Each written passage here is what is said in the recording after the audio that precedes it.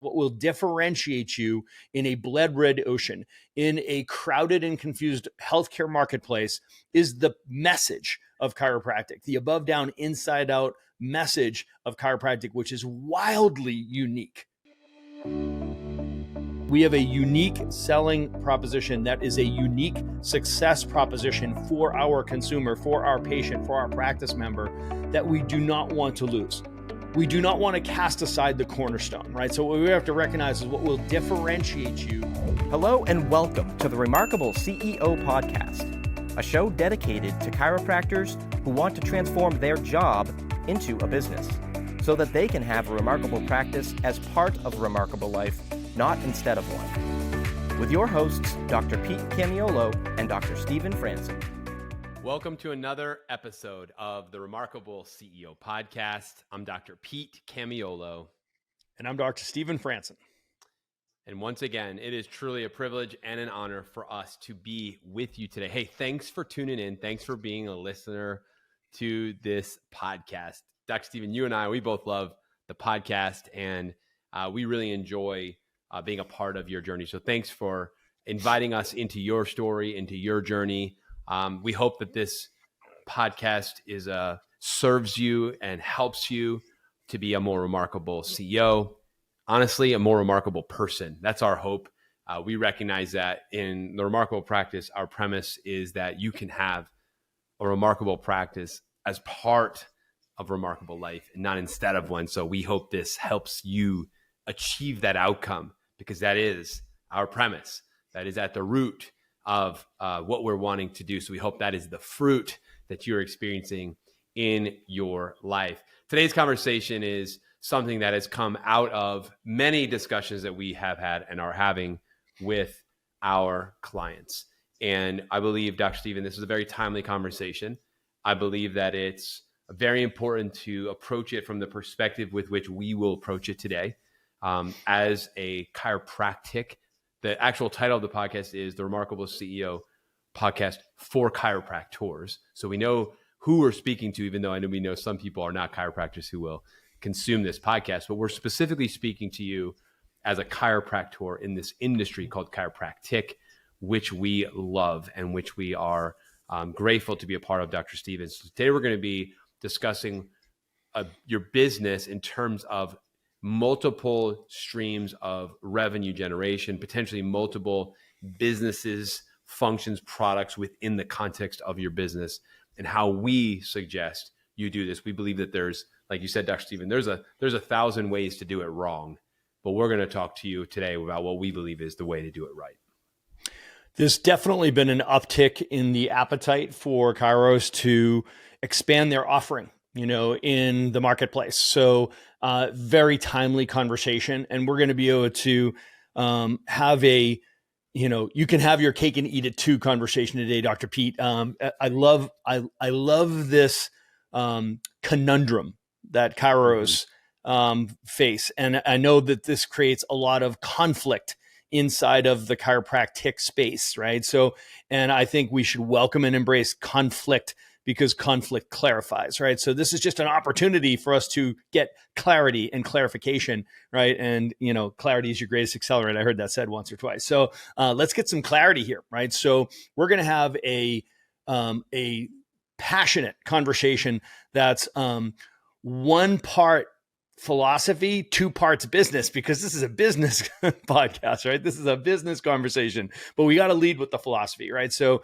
and at the end of the day, we do our best to try to keep this conversation as agnostic as possible, because we want to reach and help as many chiropractors as possible, right? So, because what the world needs now is chiropractic, and what chiropractic needs right now is more successful chiropractors. So that being said, shameless promotion, who do you know that needs to hear this conversation? Who needs to be in this conversation with us? Please share this podcast, right? So I don't think we ask you that, and we don't ask that of you enough, right? So if we forget to ask in the future, please, just moving forward, share this podcast with everyone every episode. If it brought value, if it brought clarity, if it was something that made you say, aha, Dr. Pete and I are both more aha than rah-rah. So we're hoping that you'll share this message, because so many of our brothers and sisters need that weekly touch point that helps them get grounded and help them create greater clarity so that they can help more people, right? So that's our purpose here, is to help more people, help more people. So I'm going to thank you in advance for sharing this podcast. So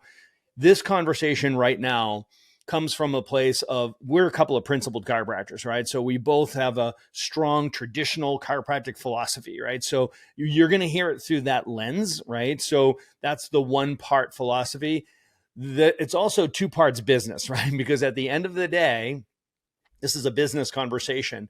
And what we have in chiropractic is an incredibly powerful, unique selling proposition, right? So our USP, this unique success proposition, which is what I prefer to call the USP. We have a unique selling proposition that is a unique success proposition for our consumer, for our patient, for our practice member, that we do not want to lose. We do not want to cast aside the cornerstone, right? So what we have to recognize is what will differentiate you in a blood-red ocean, in a crowded and confused healthcare marketplace, is the message of chiropractic, the above, down, inside out message of chiropractic, which is wildly unique. Okay. So do not lose the business appeal of having a clear and differentiated market promise, which is exactly what the chiropractic principle is. So today, in today's conversation, we're going to talk about, how do I add value centers? How do I add revenue streams? How do I expand my offering without losing the unique success proposition of the chiropractic principle? Yeah, Dr. Stephen, and as you said, this conversation, it couldn't be more timely than right now. And in the Remarkable Practice, we have wholeheartedly embraced the adding of value centers to the practices, knowing that we have our foundation, that cornerstone set on the rock solid granite, solid rock of the principles of chiropractic, and the principle of chiropractic, with chiropractic being at the center of it. And so we teach from that perspective. So as we get into this discussion regarding the value centers and adding more value, more service and more products, more revenue opportunities, and thinking through the lens of leverage, because many of you are thinking, well, you taught me how to leverage, right? You taught me to use leverage to grow my business. So this was a leverage point, so we understand that you're coming at this from a place of leverage. But philosophically, Dr. Stephen, I hope it comes first from a place of, and the filter really is two things. Is this going to drive better outcomes for your patient? That's the first thing, the first litmus test. Are we introducing a value to the business that's going to generate revenue for the business and hopefully profitability, but through the filter and lens of, will it create better outcomes for our patients, for the patients that we serve? And I'll add on to that, and can it be done in conjunction with, without sacrificing or compromising your chiropractic principle and your chiropractic model? Can that be done that way? And using that thought, those questions, as you discern, one of the most important skills of great leaders, which is you listening here today, is discernment, is your ability to discern, to make great decisions. And we're coming at it, Dr. Stephen, like you said, agnostically. However, conviction is at the root of both of our philosophies. We're very convicted around it, that you would honor that.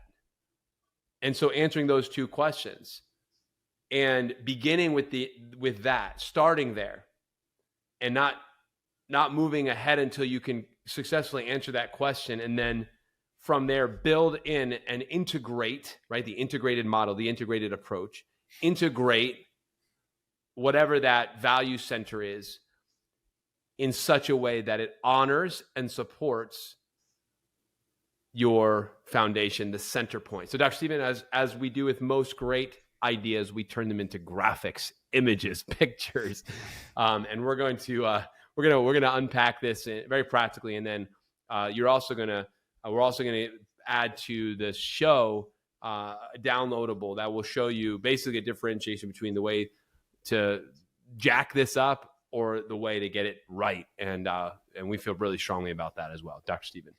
Yeah, that's something that I think we should just give away. I think that should be, in the show notes down below, we'll put a link to an infographic. It's a simple worksheet, or it's a PowerPoint slide that you can use. You can use it in your board meetings as you help create clarity for yourself and to convey that to your team. You can use it as a training tool to have these conversations so that you can train your team members up as to how to position the different value centers of the business, the different offering expansion. So we'll unpack that in just a moment. But I want to frame it out. I love where you went there, Dr. Pete. For me, I have this operating construct when somebody brings me an idea or a suggestion. So if you've done work with me before, you've heard me ask this question: does it work and does it work? And so that's all I need to know. Does it work and does it work?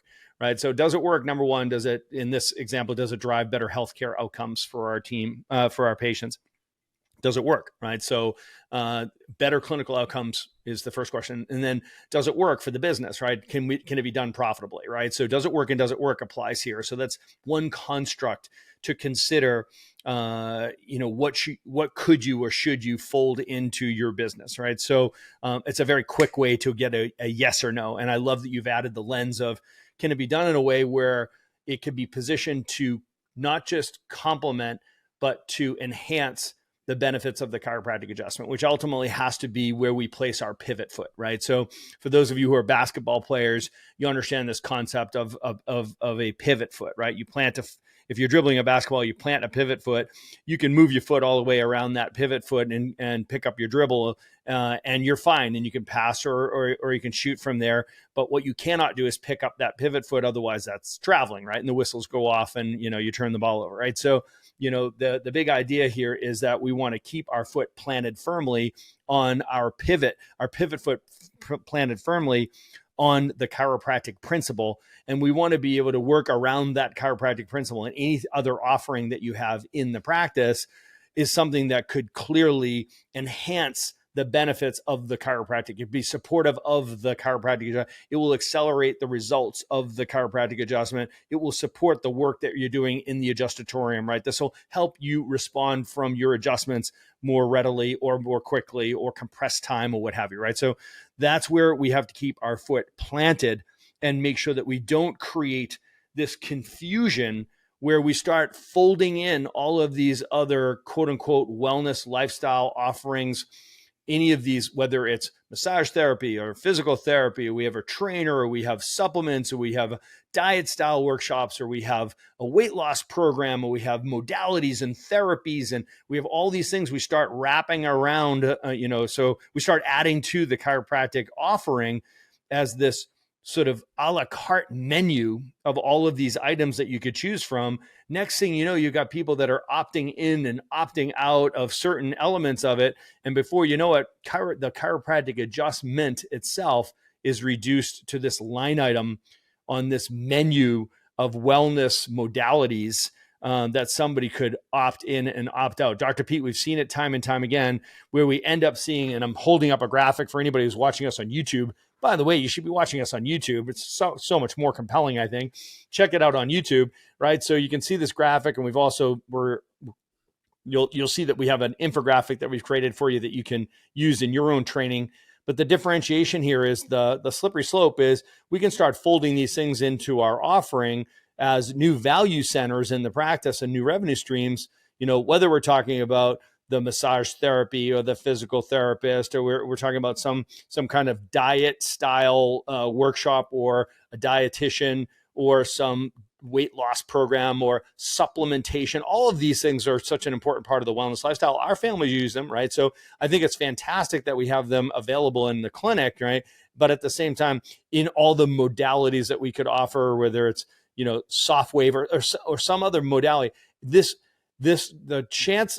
problem with this is there's a high chance, or there's a high probability that you will end up letting the chiropractic message get lost in the noise or the conversation that's going on around this menu of all of these different choices that people have to achieve what they believe to be better health outcomes, right? So Dr. Pete, there's a high likelihood that the chiropractic principle and our unique success proposition, or unique selling proposition, will get lost in this noise, right? So, which is a terrible business move.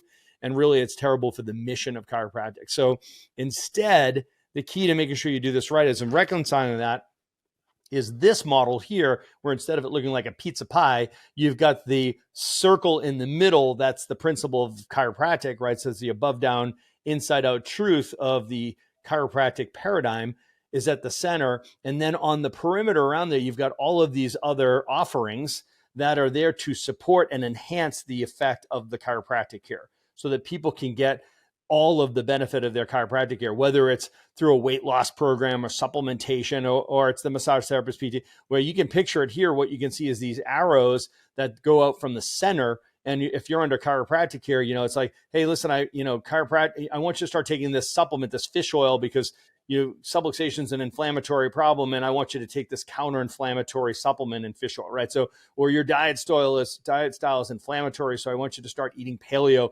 so that you can speed up your healing and reduce the adverse impact of your diet style on this inflammatory subluxation pattern. Or you've got a long-term subluxation that has created this scar tissue, this fibrotic tissue, and the massage therapist is going to be working through that as we correct the cause of that through the adjustments. Or maybe you've had long-standing chronic subluxation and you've got muscle atrophy.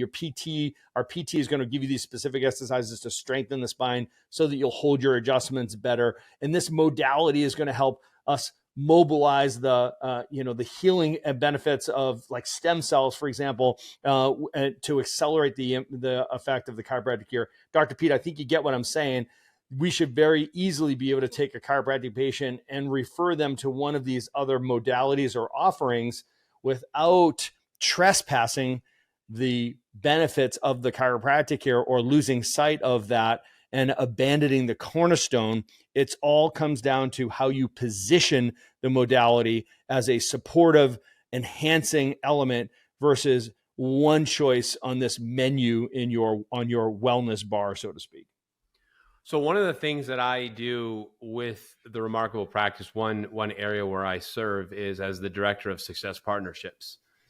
And I want to speak to this just for a minute, because one of the things that I've committed to doing, and that's very important to me, is that any business that we form a partnership within the Remarkable Practice worldwide, and we have, I think, close to 35 different partners that we have formed an agreement with to help the doctors that we work with be more successful in helping more people. And one of the things, Dr. Stephen, is, so if you think about that, the center spoke, so to speak, of the Remarkable Practice is, what we do. We're a coaching organization. We coach chiropractors through the 4 seasons and the 5 domains, and we do that. And yet we've been able to successfully add in, let's call it 35 different businesses that are around the center hub of the Remarkable Practice. But what we have done, Dr. Stephen, what I know that I've committed to doing, and I know you as well, is that we have committed to, if there's a business that's going to come in and become a partnership and serve and have access to and work with the doctors who have asked us, have hired us to coach them and support them in their journey, is that they would have went through some sort of a vetting process to make sure that they understand what you just said, Dr. Stephen, was that we keep our foot, I, as TRP, a representative for TRP, keep my foot on our principle and our premise in the Remarkable Practice and our standard and our brand and our stand. And I make sure, and one of my roles is to make sure that happens that's 35 different businesses that would be able to come and put the stake in the ground and put up a tent and, bring their family and build fences and let their cattle graze and do their thing. And it's like, yeah, as long as you are willing to abide by the way that we do things around here. And so if you think about it, like we go through this whole vetting process to make sure that it's a right fit for you, it's a right fit for us. But with one thing we always do, Dr. Stephen, is we govern the principle and the premise with which we stand in the Remarkable Practice. And that's at the forefront of every meeting that I ever have with, whether it's one-on-one or we're meeting in a group setting with all these other businesses. Well, the same approach really needs the same level of commitment, that same level of focus and resolve really needs to be brought to the table in your business if you're going to add profit centers within the context of your business, Dr. Stephen. And I felt like that was a good example as just one way to contextualize and think through, okay, what would this look like very practically? And I'm sharing with you from a position that I have, a role that I play, that's actually exactly how I approach this. And the only way it can work successfully is for me and for us and for every one of the partners to have an eye at all times on the center spoke of the organization, or the center spoke, which is for us, the remarkable practice, which is governing chiropractic and chiropractors in the deliverable of the chiropractic services and the chiropractic care. And we know that our center spoke is lifetime family wellness care. That's the center spoke. There's layers of depth, and that's at the center of it all for us. And then within the context of that is to restore health. Everything that comes outside has to come back to that center point. And that's for you why it's so important to be crystal clear on your vision, crystal clear on your product, your premise, your mission, what it is that your business exists to accomplish. Because when you get clear here, then you can successfully add in these profit centers and never take away from and steal from the center, that thing which is the foundation of your business. And you can build it and you can scale it and it can be remarkable. But it's so important, Dr. Stephen, that we do it the right way. That's right, CEO. So does it work and does it work, right? So 2 questions you are now armed with a concept and understanding the power of positioning and how critical it is that you position everything in the practice. Does it work? Does it drive better clinical outcomes for our patients? And does it work? Can I do it profitably in a way that it does not insult, detract from, or create confusion around our unique success proposition for the marketplace? Hey guys, so we know that we're all into growth, right? And there's 3 ways to grow a business, right? So you can sell more units, you can charge more per unit, so you can add more value centers, right? So, or a combination of all 3 of them, right? So this is a conversation around growth and reaching more people and driving better health outcomes so we can restore health to humanity through chiropractic. So guys, what we know is what the world needs now is chiropractic. And what chiropractic needs right now is more successful chiropractors. And those chiropractors who recognize that we're in the business of saving lives. And when business is good, everybody wins. Please stick around for more business insights from this week's bonus interview with our remarkable success partner, dedicated to helping you more successfully help more people. Enjoy. All right, CEOs. So today I'm honored to be in the studio, virtual studio, with a new friend of mine, a colleague of all of ours, and a CEO, a chiropractor, a CEO, and someone who is clearly on the mission to help chiropractors help more people. Dr. Steve Tullius from Waitlist Workshops. Doc Steve, thanks for taking the time to join with me here today for this special expert interview. I'm looking forward to digging deep with you and helping our docs figure out how we can help reach more people. So welcome to the show. Hey, thank you so much, Pete. It's great getting to know you, and I know we're on the same mission of helping the masses get more access to chiropractic care. So thanks for having me here.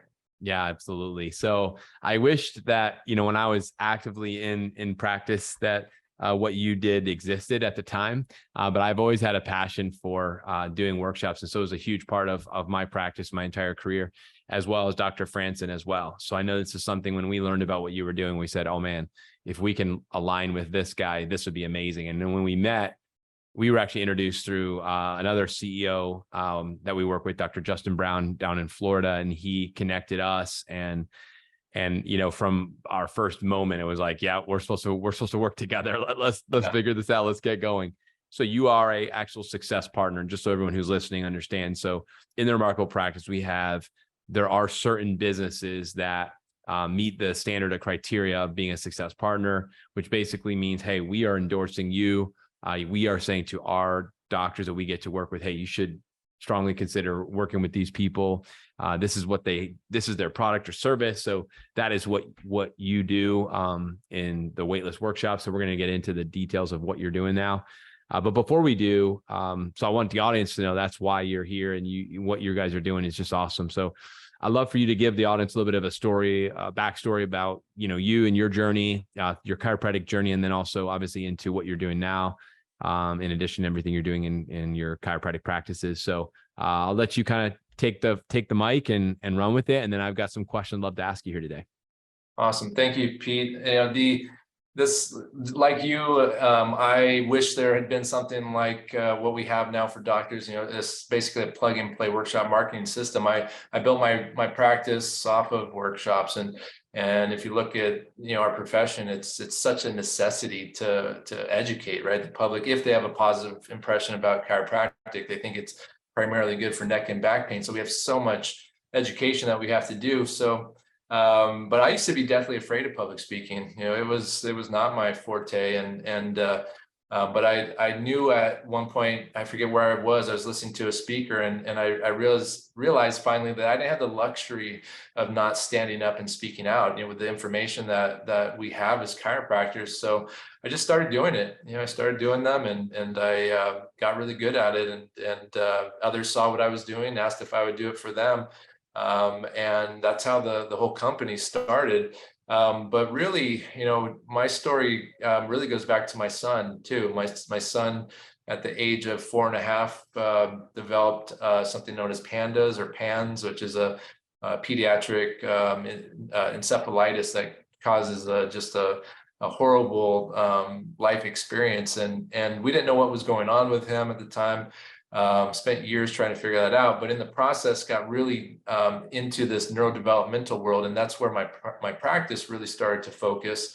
I started doing talks around neurodevelopment, and that's when colleagues saw this, where we were regularly getting, you know, 15, 20 people to my talks every month, and we started doing that in multiple areas. So we then branched out into other topics. Everything I do, I want the public to really understand what chiropractic is, you know, that it can help the sick get well, and you know, not only help them get well, but help us all, like all the chiropractors listening, you know, really experience optimal potential too. So we started branching into other topics like mental health, which is really, you know, a massive topic for society.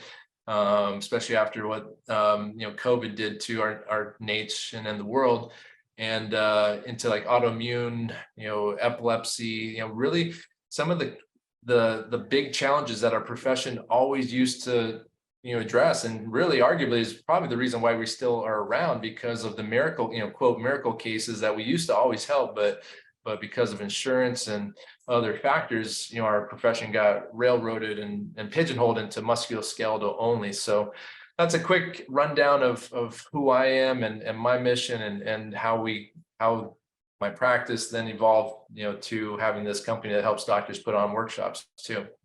Beautiful. You know, one of the questions I was going to ask you was in regards to, you know, what problems you solve. And I love hearing your story. First of all, you know, I didn't know that about you and your family with your son. And that's, you know, I know that's been a lot just for you to walk through. And obviously that's not our topic for today, but just from a father's perspective, I love speaking to men, fathers, parents, how you navigate things like that while you're also running a practice. You know, there's a lot of layers that, but here's the cool thing, which I love about your story, is that, you know, you were able to allow the issue, the challenge, the problem that you were navigating, actually you used it as a catalyst to then help reach more people. And you didn't go internal, you went outside of yourself, which is really awesome. And I'm so thankful and grateful that you did that you allowed this challenge that you faced, which you had to navigate personally, but you allowed that to ignite within you, you know, the fire that you wanted to go now and reach more people, and then using the platform and getting out of your comfort zone. You know, like you clearly said, you know, this wasn't like something of my strength. I didn't come out like, oh, I love speaking. And actually I don't, but it needs to be done. And, you know, that I love the genesis of this whole story and where it started from, and now to see what's happening. Cause I actually have multiple doctors that I work with personally who are using the service of Waitlist Workshops to grow their practices, make a bigger impact, reaching the community. And it's unbelievable. It's so amazing. And I'm so fired up about it. So thank you for that. And just awesome story. And I'm loving the fact that you are now impacting exponentially because of your response to the need. So every business exists to solve a problem, right? And you are solving a problem. So you've identified specific issues in the communities where chiropractors serve, where we can actually reach and be the voice and become the expert, the authority. Can you talk a little bit about that? Like, so let's say I'm listening to this, I'm a CEO and I don't do a lot of external marketing talks. We've never really done them, or maybe we did them in the past. We haven't done it, especially since the pandemic, something like that. Right. So speak to me a little bit about the problem, that your business Waitlist Workshop is solving. So there's obviously multiple things, but let's just kind of summarize it. Like, here are the issues and here's how we solve it. So yeah. Yeah. So, we solve really, one of the biggest challenges in chiropractic right now, which is bringing in really high quality leads. There's a lot of systems out there that bring in, people who may be underqualified or tire kickers and things like that. And so that's one problem we solve. We bring people right to the doctor. All they have to do is give us a time, date, and location and be ready to speak to a room full of people. Now, the second component of that, and this is what I get excited about, right? Is that it's attracting people with these massive needs, right? So the 3 core topics of types of people we address, those 3 topics actually represent 65% of our nation, right? Issues with neurodevelopment, so autism, sensory processing disorder, ADHD, anxiety, mental health, anxiety, depression, PTSD, and autoimmune issues, fibromyalgia, MS, all these chronic diseases, and we don't position it in a treatment perspective. All of it's presented in a subluxation-based, philosophically centered, salutogenic perspective. But those 3 core workshops that our doctors are giving actually represent 65% of our nation, right? So what I always tell people is that there's no shortage of sick people, right? Yep. Unfortunately, there's a massive need. However, there's no demand, right? For us, right? There's a demand for the medics down the street, but so what we're doing is we're trying to flip the whole script, right? And change it and create a demand for a massive need out there and funnel people into the chiropractic setting. And the next piece that I love about this, and this is why I did it, focus on these topics in my practice too, is because when their neighbors, when people start hearing about how chiropractic helps a child begin to speak who wasn't speaking, or helped individual who had crippling anxiety, helped their anxiety go away, or someone who had seizures, helped their seizures go away, that completely flips the script of chiropractic being about neck pain and back pain and brings it into the realm of the nervous system and where we really shine. So I believe, just like I know you do, that chiropractic could transform the whole socioeconomic power struggle of humanity, right? And if we could get the big idea actualized, boy, what a different world it would be. So that's the big purpose. I know I went off a little bit, but in terms of what we solve, we help bring in high quality leads and help bring people that helps the chiropractor gain more certainty and confidence as they see the miracles that are happening. And they also gives them just a whole lot more satisfaction in practice. Not that there's not satisfaction in helping people with neck pain and back pain and these problems, but I know in talking with many docs over the years that they want to be seeing more of the quote unquote miracle cases. They want these people, but they just don't know how to attract them. We developed a system that beautifully attracts these people into practices and helps doctors get to really experience that of joy and beauty of practice.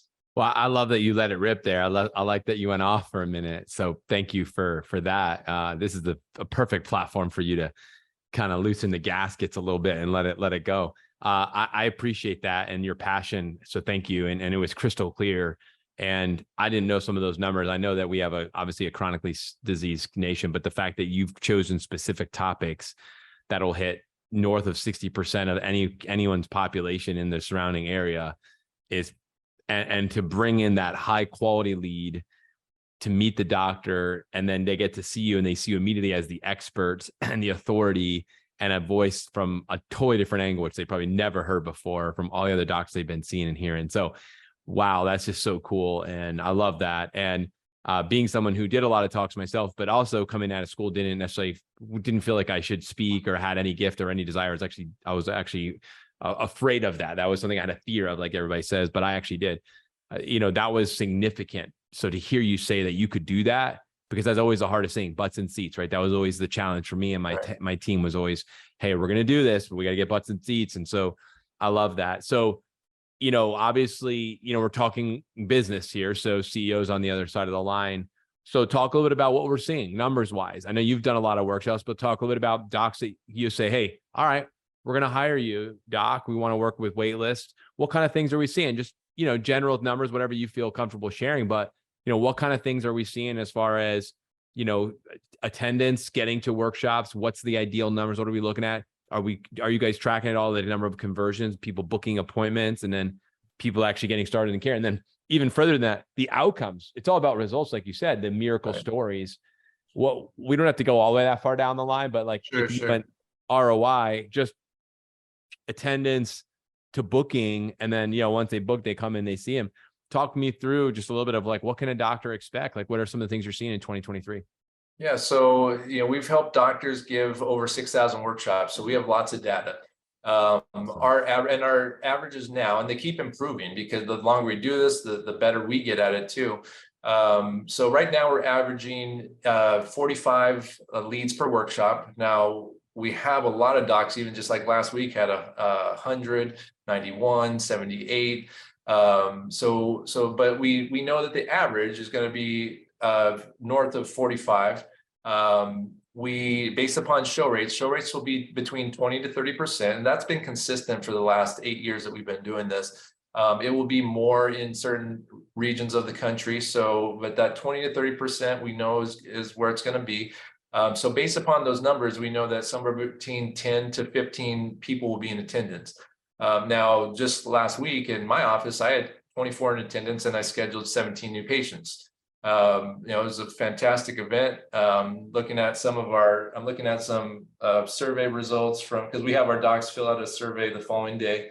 And so we see docs here, 22 in attendance, 9 new patients, 26 in attendance, 13 new patients. We know that average doc is, on all of our workshops, average number of new patients is going to be 5. Now, we know that the docs that are doing the best have the best systems already. That's why we see docs like yours, Dr. Justin Brown, and others who are getting coaching, have been through and done a lot of work in other areas. They're getting the best results. They're the best closers. They're getting the best signups. But even in our entire system, though, the average doc will have 5 new patients. So based upon that and a case average of 3,000, which is pretty conservative, then they're looking at an average return on investment of 4 to 7 times. A doc like myself, or is really experienced, or Justin Brown, or others who are consistently getting double-digit new patients, and that's definitely possible with a workshop system like this. They're typically seeing somewhere around 9 to 12x returns. So this is why, I used to have a website company as well, and we did search engine optimization, and we did some other things. Once we really got everything nailed down with workshops, we just stopped doing every other type of marketing because the return on investment was so much more effective with workshop marketing, because you're bringing in high quality people and they're sitting down in front of you for an hour. At that point, once they say yes to an exam, they've already bought. I've found most docs typically are actually messing up by trying to still sell that person once they've come to the exam. Once they've signed up for an exam and gone through your talk, now we just need to do the exam and tell them, here's what's next. Unfortunately, sometimes docs are trying to sell people afterwards, but they've already bought, and they end up selling them out of care a lot of times. Man, that's I can feel that and see that happening. So really, really important point. I'll make a point that's, I think, really relevant too, especially for our CEOs listening, as an example. So I know that some of the CEOs that we work with who are using Waitlist Workshops aren't even the ones doing the talk. They have an associate doctor or another expert on their team actually could be delivering the talk. So think about you're leveraging Waitlist Workshops to help bring high quality leads, and then another team member from your team who is energized around doing the talks. if you wanted, can actually deliver the talk. And so it's just, to me, it's an incredible point, a leverage point, to leverage an expert like you and Waitlist Workshops to actually help you organize the right topic and get the people, butts in seats and doing all that. And then the deliverable of the actual talk itself, you can do it, but you can also outsource that. If you're listening, and a lot of our CEOs are thinking through this, like, how do we do this? We have multiple locations and things like that. It's like, yeah, you can do that 100%. And so I love that. And that's a big deal. And then, so continuing with this, so, I want to talk about the future, because you just talked about it when you talked about the website, and then you said, wait a second, like, I want to put all my energy here. So we just came through the pandemic. And when we went through the pandemic, I know for us, we had to scramble because so many of our marketing strategies were external marketing. And then all of a sudden, shut down worldwide. And so, now that things have opened back up and people are starting to like dip their toe in doing outside things again, it's amazing how slow like that people have just begun getting those going again. Docs, this is an incredible way for you to immediately get back into the marketplace and do that.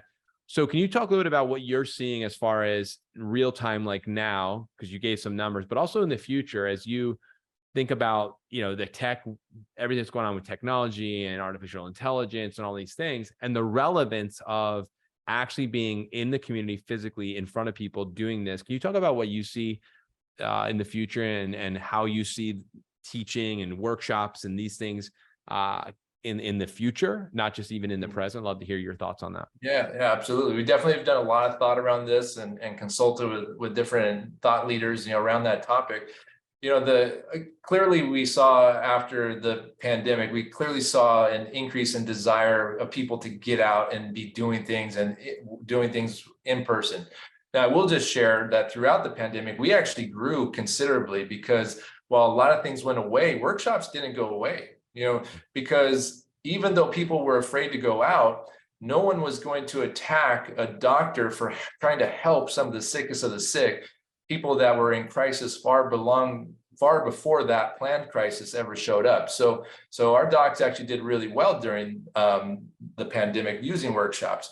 Now, with the future, with AI being so prevalent and people not being sure what they can trust, both in video and image format and everything, you're going to find that people are going to really want to be in person, in front of a real person, so that they can see and hear that person and know that what they're hearing and seeing is something that's actually trustworthy. So our feelings, and based upon what we're seeing and hearing from a lot of people in the AI industry too, is that people are going to really demand more of this and want more of in-person connection when we get more and more into this AI-driven, society.